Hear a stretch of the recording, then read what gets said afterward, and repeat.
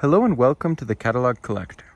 I'm sorry for not uploading any videos updating my tropical fruit plants, but I mean, as you can see, I've been a little bit busy. These are my new cacaos from Costa Rica. Got a shipment of seeds and, well, they look pretty good. I'm quite surprised since the last time I got seeds from Costa Rica, they died. But this time it's a lot of seeds. I really wasn't expecting this many, and yeah, these are some pretty interesting varieties. I'll try to go through them and then I'll do a quick update on the other plants. Also, I need to water some of them, so some may be a bit dried out, the larger plants I mean. Here we have a Pentagona variety. This is the single reason for me getting these cacao varieties in the first place. This variety, it is a red Pentagona. So usually what Brian at Montoso Gardens is growing is a green Pentagona. This is a red one. So the pod is this dark red, and I'm really excited about it. The plants are growing nicely, as you can see. A few weird things. For example, here there's a seed missing. Somehow it turned up here. Here something's weird. Well, that's because of a toad, which likes to dig into the pots, throwing out whatever's inside, and just sit. And that's all he does. Or she. Yeah, so right now I haven't seen that toad for a few days, but yeah, you can see the damage from a toad. Never thought I'd say that. Here are Katongo. This is as you can see, white beaned cacao. This is actually a regular amelonado, what you might know as forastero variety, except a genetic mutation that makes it produce white seeds. Here are R6, so these are KT R6. I also have R4, are here and here, and R1, which are three different hybrids developed by the KT Institute in Costa Rica to be sort of modern hybrids of cacao for disease resistance and productivity, but also keeping good taste, of more of an heirloom cacao taste, not the generic stuff that, well, it's not that great. I'll get to that in just a moment. Over there and over there are two different Peruvian varieties, so PA121 and IMC67, I believe. The IMC67 is, as you can see, the most vigorous growing, which isn't surprising considering it's often used for breeding because it's, well, vigorous and also produces a lot of seeds in each pod. That's PA121. I'm IMC67, not PA121. So that whole bin is IMC67. This tray is IMC67. This is IMC67. And that thing over there is IMC67. PA121 also had a lot of beans, but not quite as much as the IMC67. That's more of a, is it a Magnon or Marañón type? Something like it's sort of like a Nacional, where it's a more of a genetic cultivar native to the region, sort of a pure variety. Yes, here these four little trays are Theobroma bicolor, Mocambo. I mean, it's grown in Puerto Rico and can quite easily get seeds or fruit, but, well, I didn't have it and it's nice to have. Didn't need to get it from Costa Rica, that's what I mean. Same with Theobroma grandiflorum, Cupuaçu. Didn't need to get it from Costa Rica, but getting everything in one is nice. And look at these beautiful burgundy, well, yeah, I guess burgundy leaves. The new leaves of Cupuaçu are really spectacular. Here is Theobroma simiarum. This is a Theobroma that has, from what I know, has not been grown in America, and is, well, as you can maybe tell, quite similar to Cupuaçu in growth habit and leaves, and probably very similar to a different Theobroma, Theobroma subincanum, which a few people have offered for sale. I wasn't able to get any of them, but subincanum has been available. So, well, if you have subincanum, I don't, so let me know, and maybe we can trade. But yeah, so smaller pods than Cupuaçu, smaller seeds. Yeah, but this is the most exciting of all these, and I actually didn't expect to be able to get it, but, well, I did. So, got lucky that a pod was available. Nacional, this is not the Nacional I got from Montoso Gardens, but a different Nacional. I mean, it's the same Nacional from Ecuador, all that, but it's a different collection. So, slight different genetics probably. And here is a Matina, so this is like the Nacional of Costa Rica. So like Nacional, it's sort of a forastero type, where brown seeds, purple seeds, yellow pods. This is closer to a regular amelonado, but it's your heirloom of Costa Rica. Here's something I need to water desperately, my Inga. This is the only thing that survived from my past Costa Rica purchase. So unfortunately, the package was 3 weeks in shipping, and the seed I got just for fun, the Inga edulis, I think. Well, other than that, I need to water it. It's growing quite nicely. Way too many Garcinias. These are all either lemon drop mangosteen or superior lemon drop mangosteen. Some papas and date palms, pomegranates, more different things. Yeah. Here are my two best cacao plants. This one lost all its leaves and came back, and that was 2 years ago it lost all its leaves, and now it's growing quite nicely. See, a new flush. If it'll focus there.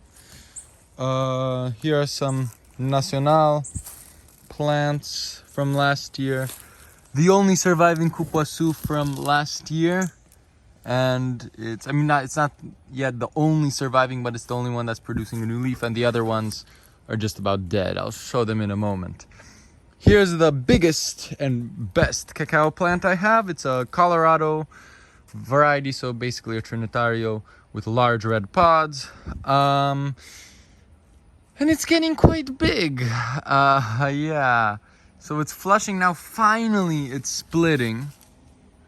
Finally. But it's what? Right now, a bit late for it. Oh, I tried to tie it down to make it a bit smaller, but it's not really working. Gonna have to tie it a bit more because I'm afraid it won't fit in my grow tent. My grow tent is like, has 6.5 feet of clearance or so. And yeah, that's not great. There definitely won't be enough room for any lighting above it.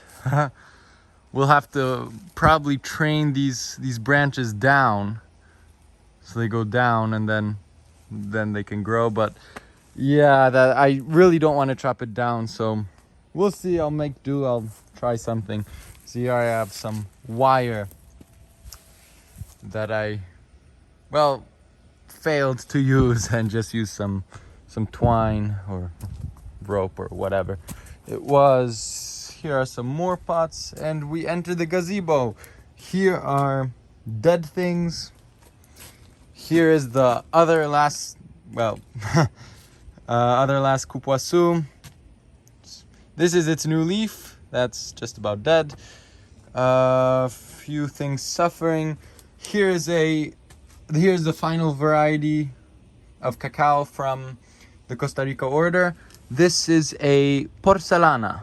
So not exactly the same porcelana as that one. But so that one is from Venezuela, Lake Maracaibo or whatever it's called. This is same thing, Venezuela, Lake Maracaibo, but this has a different shaped pod than what you think of when you think of porcelana, that smooth, sort of classic cacao pod. This has more of a cun de amor shape, so slightly more of a banana shape, a thick banana shape. A little bit warty pods, red. Well, not completely red. The colors are actually more similar to regular porcelana, and some of the seeds are pink. As you can see, some of the seeds are pink, some of them are white. As usual, the porcelana, well, I mean, it's still, even if it's not a true porcelana, it's still probably very closely related to a regular porcelana, and it's called a porcelana, and it's collected in the place porcelana grows, so I'm gonna call it a porcelana, and of course it's growing the worst. Except for the simiarum, but that's to be expected, isn't it? Some Hyrania mariae, bunch of plants here. Most of these are Hyrania species. I also got from Costa Rica, the ones that aren't growing, because Hyrania seeds usually take longer to sprout. That is a Hyrania albiflora, the first one to be coming out. Hyrania with white flowers. I believe it's sort of the typeset of Hyranias, maybe the first discovered. I'm not exactly sure on that, but it's unique that it has white flowers, and a lot of others, and some more Garcinias at the end. Here is the Theobroma Gilleri. Unfortunately, it lost all its leaves and really isn't doing too well. These new leaves are coming out, but I really don't have too high hopes for it, because the moment they come out, they start going brown, and it really doesn't look that good. Of course, I can hope, but better ignore it in my experience. If you have a plant that's not doing too well and there's really nothing you can do, you did everything you can, better not baby it. Just let it go, forget about it. If it grows, you'll be happy. If it doesn't, well, you'll have forgotten about it. Not really, but you gotta try. Here's the Cacao for Blagis. Of course, by the end of winter, it lost all its leaves again and isn't really doing that well. But that's to be expected, because this plant really doesn't like growing well. This is a Criollo from Montoso Gardens. It's flushing nicely. What is it, 2 years old now? Quite nice.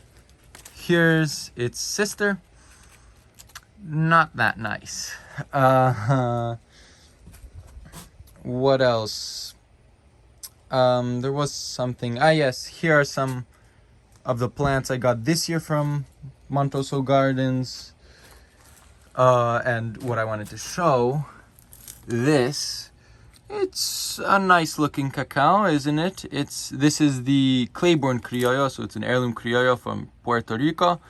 And if you look closely, you can see right here where the slug, or not slug, this wasn't a slug, this was a caterpillar, almost ate completely through the stem. This is the nicest one, and well, I hope it survives. I transplanted it and it's still growing its new leaves, but hard to say whether it'll live. Pentagona here. All the Pentagonas really don't grow well. I mean, the ones from Brian, it's of course not Brian's fault, but the variety seems to have weaker plants. Finally, Here is a vanilla vine from Frank, FL native, Florida native on Tropical Fruit Forum. Cuttings, 1 year old, about a bit more than 1 year old. Grew in the bathroom, so didn't have much light and didn't grow big leaves, but now it's getting better. And here are papayas from a different Brian Laufer from California. Probably have to water them again. Have to water a lot of things. These are some hybrids, and what's this called? Vasconcelia palandensis, a Palanda papaya, my favorite papaya. 2 of these are surviving, the 3rd one died. But I took them outside, transplanted them. Now I don't know whether it was the transplant that kicked them off to grow quickly and nicely, or was it bringing them outside? Probably both, but I do know that they were really not growing that well in the small pots, the gallon pots. Now they're in 7-gallon pots and growing much better. So that's about it from my ultra tropical garden and the tropical garden. I have a lot more plants to show you. Not enough time in this video, it's already way too long. I might have to split it into 2 parts. I probably won't because I'm lazy, but keep I'll make another video for the vegetable garden and that big disaster, and well, that's that construction. And everywhere around here, yeah, I have to water that. Everywhere here are the other tropical plants because of the deer. Yeah, if you want another image of the deer, look at this beautiful rose. Yeah, you can tell the deer have been here. Anyway, thanks for watching. Sorry it's been so long and I've been rambling so much. Hope you stay tuned for the next video, and goodbye.